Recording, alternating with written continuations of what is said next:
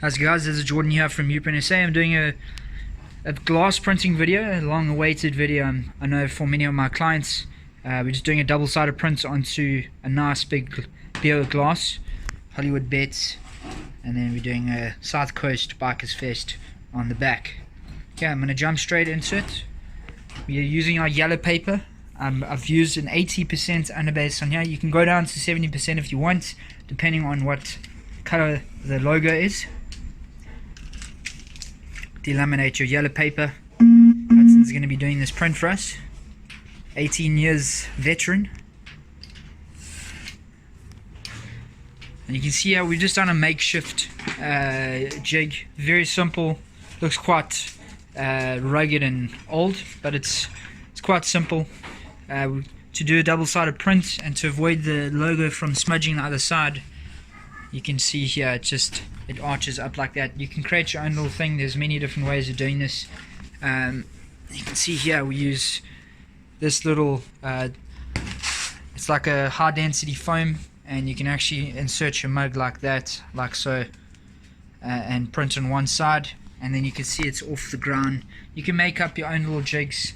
You'll find that most jobs require jigs to be made or tailored just to that product, but yeah, that's all up to you guys.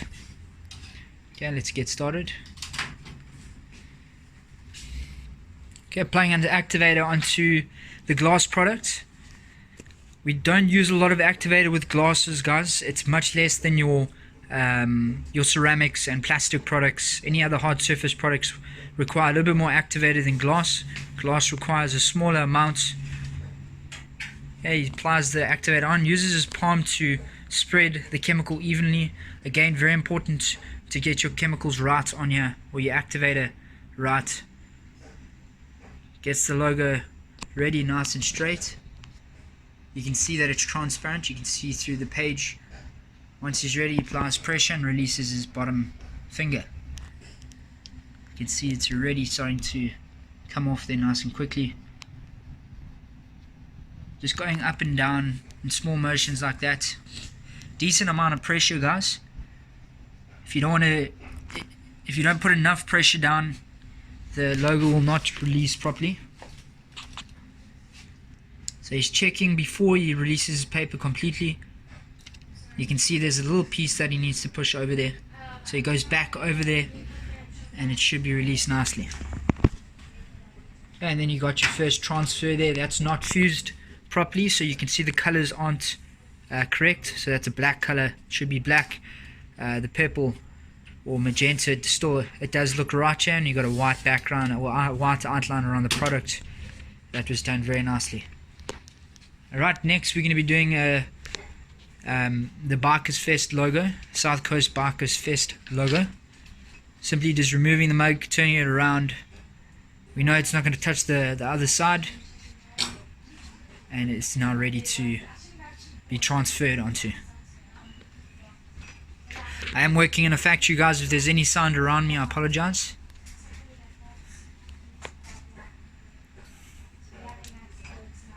Okay, rub the other side. Get the right amount of activator on. You can see Hudson just went back into the activator cup because he wasn't happy with the amount he put on. So guys, always be sure before you're applying your logo, otherwise you waste your paper and the logo. Get your graphic nice and straight. You can see the paper is curved just so that it doesn't touch the surface until you're ready to put pressure down.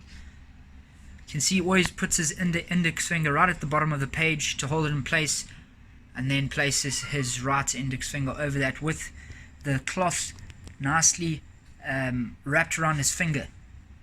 Don't use this big blodge or like hold the cloth like that and put pressure, guys. It does not work. You need to put your finger nicely into the cloth so that you have a very accurate pressure point.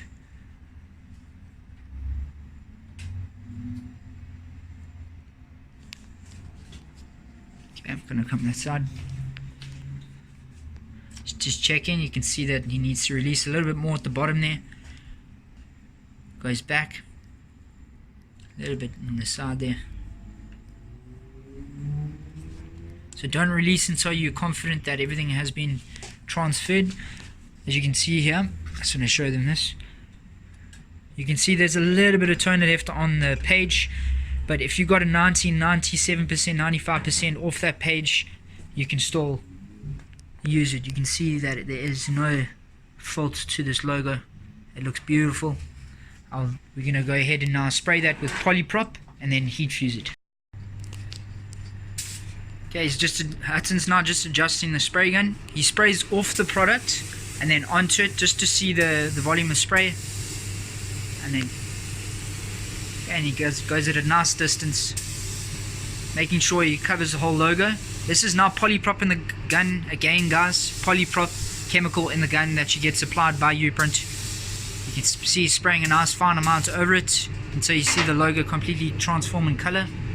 And then we're then going to set that in front of a fan just for 5 minutes, and we are going to heat that. Straight to heat gun. Okay, sorry, my bad. You can go straight to heat gun. If you overspray, guys, you can put this in front of a fan to spread the chemicals out nicely.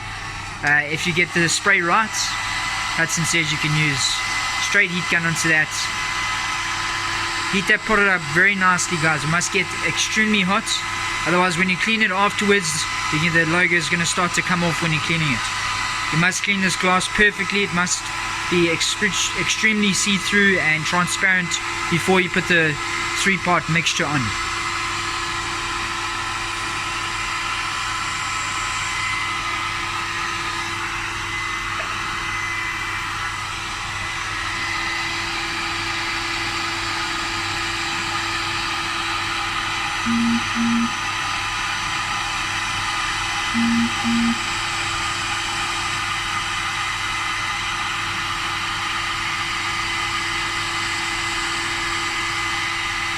Make sure you get the heats across all the surface. The whole logo must be heated properly, otherwise you will have a problem when it's cleaning. Alright, we're going to move over to the next process, but for now that is going to sit and cool for about 10 minutes. The glass must be it must be at its coolest point before you clean it, otherwise you can risk damaging the logo when cleaning it with your benzene and methylated spirits mixed. Alright guys, we're going to be cleaning the glass now. I'm using benzene and methylated spirits mixed. If you use a nice wet cloth, dip it in nicely, and yeah, you can clean over the logo nice and firm, and you can see it won't ever come off. And after you do that, you can take a dry cloth and just dry it up nicely, just to take off any residue. Do the inside of the mug. This is very important, guys. Before you spray your 3-part mix on there, you clean it nicely with benzene and methylated spirits mixed, 50-50 ratio in a small cup or like a lid of a product, and you get a nice see-through glass. It must look perfect before you spray the 3-part mix on there, because once you spray the 3-part mix on there and it fuses, it's going to seal in anything, a fingerprint, piece of dust, anything that is there, it's going to be sealed in. That looks beautiful. Thanks, Hudson. Just wanted to take you over to the 2 chemicals that you want to mix together. So this is methylated spirits, as you can see there, and you got benzene. You mix those just 50-50 ratio in a small cap. What have you used, Hudson? I'm mixing all in the cloth. Okay, or you can use it on yeah, just put it in a small cap just like that, 50-50 ratio, and you should be good, and you can clean your product with that. Thanks. Alright guys, we're going to go in the spraying process. I'm just training a client here from New Germany. You can see here we're just doing some of his logos for his granddaughters here. Just practicing on different products here, stainless steel. You got your hard hats. You can see here some Perspex products. And then you can see here this is 0% underbase on glass. And then you're going on to 80% underbase on glass. And we're coming across here, and Hudson is busy spraying that. Have you got one more right there? Okay. Alright, so after he sprays it, he's placing it in front of the this is a UV lamp, and there's a fan over there. That's just to get a nice consistent air onto the products. You can see when he's spraying it, it almost sprays the entire mug with the 3-part mix to get a nice, I don't know if you can see the chemicals on there, guys.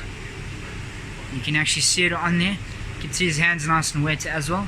Go across there. You can see the chemicals on there nicely. What the fan does now is it spreads that chemical out evenly, and you should get a nice sealed graphic. And we are now on the last process of this. So if the clarity there, you can see that it goes from that bubbled chemical look, sorry, to your, now this has been sitting in front of the fan. You can see that the chemicals are started to spread out, and it's started to disappear. Right, thanks guys. And that's how you do glass. Once that's done, you can give it another clean afterwards. You must heat this up very nicely after it's dried, and then you can clean it after that.